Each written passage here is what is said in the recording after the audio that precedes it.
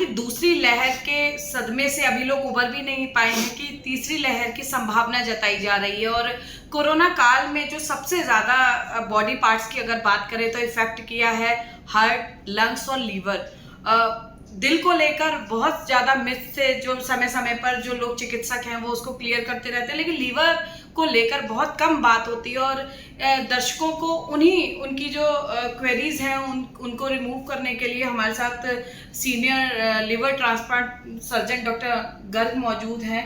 यहाँ पर डॉक्टर अंकुर गर्ग।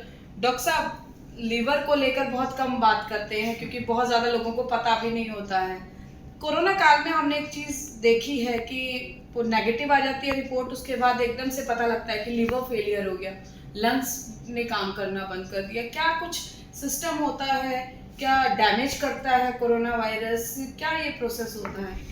ओके, देखिए इसमें मैं आपको एक ही चीज़ कहना चाहूँगा कि कोरोना वायरस का जो प्राइम इफेक्ट है वो लिवर पे नहीं होता है, बट जो मेडिसिन कोरोना वायरस पेशेंट्स को ट्रीट करने के लिए दी जाती है उनके साइड इफेक्ट से लिवर जनरली डैमेज होता है। और जो बहुत सीवियर कोविड इन्फेक्शन में पेशेंट्स हो गए जिनको मल्टी ऑर्गन डैमेज हो गया, डायलिसिस की जरूरत पड़ी, वेंटिलेटर की, तो जब मल्टी ऑर्गन डैमेज होता है तो अल्टीमेटली लिवर भी बॉडी का एक ऑर्गन है तो वो भी उसमें डैमेज हो जाता है।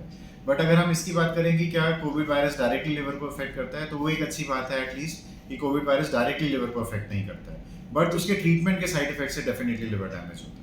यानी कुछ ऐसा है क्योंकि कोविड का जो ट्रीटमेंट दिया जाता है, जो बेड पे है पेशेंट्स, तो उसका एक ही मकसद होता है कि किसी तरह वो ठीक हो जाए। कोई चीज़ ऐसी है ट्रीटमेंट में जो पेशेंट है वो अवेयर हो उस चीज़ को लेकर और कम से कम वो अपने डॉक्टर से उस बारे में डिस्कस कर सके कि ये ट्रीटमेंट थोड़ा सा अगर ज़रूरत हो तभी दिया जाए।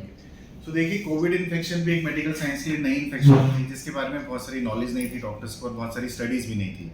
तो इवन मेडिकल साइंस में बहुत सारा हिट एंड ट्रायल मेथड चला कि अच्छा ये मेडिसिन देके ट्राई कर लेते हैं, ये मेडिसिन फैबी फ्लू आई, उसका इतना हुआ, रेमडेसिविर आई, एंड आज एक साल बाद हम सब लोग पढ़ते हैं कि फैबी फ्लू रेमडेसिविर का कोई बहुत लंबा चौड़ा बेनिफिट नहीं है, बहुत सिलेक्टेड पेशेंट्स में उनका बेनिफिट है। बट एक टाइम ऐसा था कि इन दवाइयों के लिए मारामारी थी, लोग ब्लैक मार्केटिंग भी कर रहे थे और होर्डिंग भी कर रहे थे। सो ये सब चीज़ें टाइम के साथ ही क्लियर हुई हैं। और जब इन दवाइयों का इरेशनल यूज़ हुआ है उस टाइम में, जब हमारे पास भी इतनी नॉलेज नहीं थी, तो इन सब मेडिसिन के साइड इफेक्ट से लिवर फंक्शंस पे भी इफेक्ट आया। मेरे बहुत सारे दोस्तों ने और रिलेटिव्स ने मुझे फ़ोन किया कि यार कोविड से तो हम रिकवर हो गए लेकिन लिवर फंक्शन में सारे एंजाइम्स ऊपर नीचे हो गए हैं। बट अल्टीमेटली विद टाइम जैसे जैसे उनकी मेडिसिन बंद हुई उनका लिवर ऑटोमेटिकली रिकवर कर गया।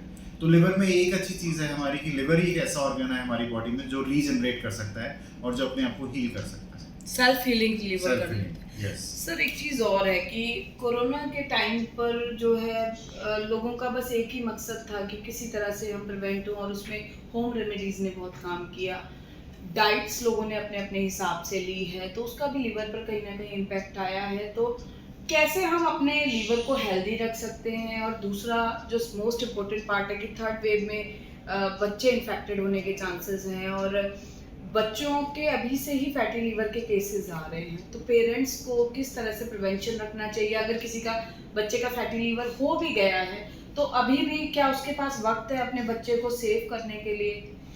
देखिए, जहाँ तक बात है लिवर और फैटी लिवर की, तो ये डिजीज़ है जो हमें लाइफस्टाइल चेंजेस ने दी है।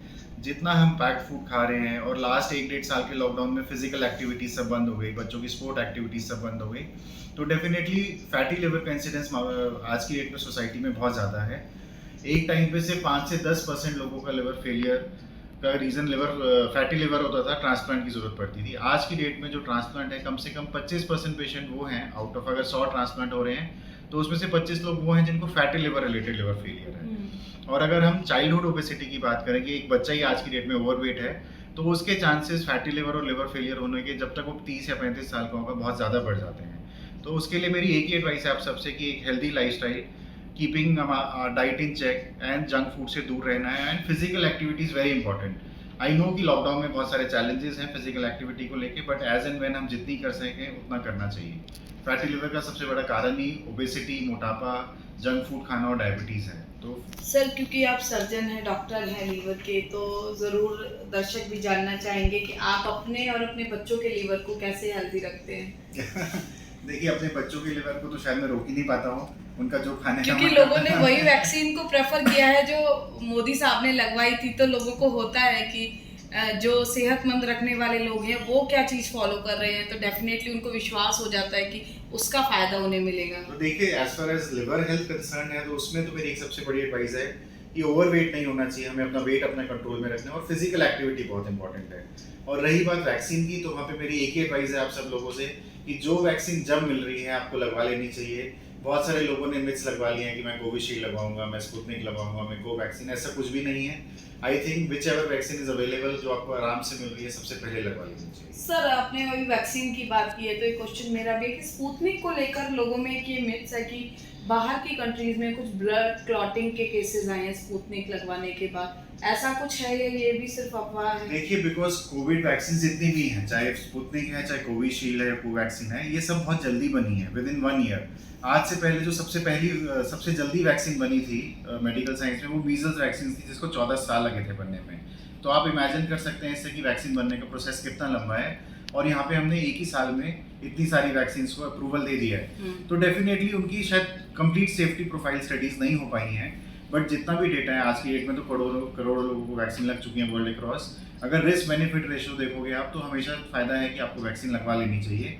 अगर ठीक है 1 लाख में से या 2 लाख में से एक पेशेंट को क्लॉटिंग होनी है, तो शायद वो कॉस्ट है जो कि ह्यूमैनिटी को पे करनी पड़ेगी इस कोविड से फाइट करने के। तो देखिए, मेट्रो अस्पताल के सीनियर सर्जन हमारे साथ लिवर ट्रांसप्लांट के मौजूद थे, अंकुर गर्ग, और बहुत ही महत्वपूर्ण बात बताई है डॉक्टर साहब ने कि कोरोना वायरस जो है वो लीवर के लिए घातक नहीं है, बल्कि लाइफस्टाइल जो जीवन शैली है वो लोगों के लीवर को नुकसान पहुंचा सकती है। तो ऐसे में निचोड़ जो निकल कर आता है वो यही है कि हम कोरोना गाइडलाइंस का पालन करें, ताकि कोरोना के कारण हमें अस्पताल में उपचाराधीन होना ही ना पड़े। और अगर अस्पताल में उपचाराधीन होते हैं तो ही जो मेडिकेशन हमें दी जाती है वही कारण बन सकती है आपके बॉडी ऑर्गन्स को नुकसान पहुंचने का। तो ऐसे में पंजाब केसरी टीवी की टीम भी यही अपील करती है कि सेकेंड वेव से हम जूझ चुके हैं, थर्ड वेव की तैयारी है, संभावनाएं जताई जा रही है। तो ऐसे में खुद को सुरक्षित रखने के लिए सिर्फ और सिर्फ एक मंत्र है कि जो कोरोना गाइडलाइंस है उनका पालन करें, और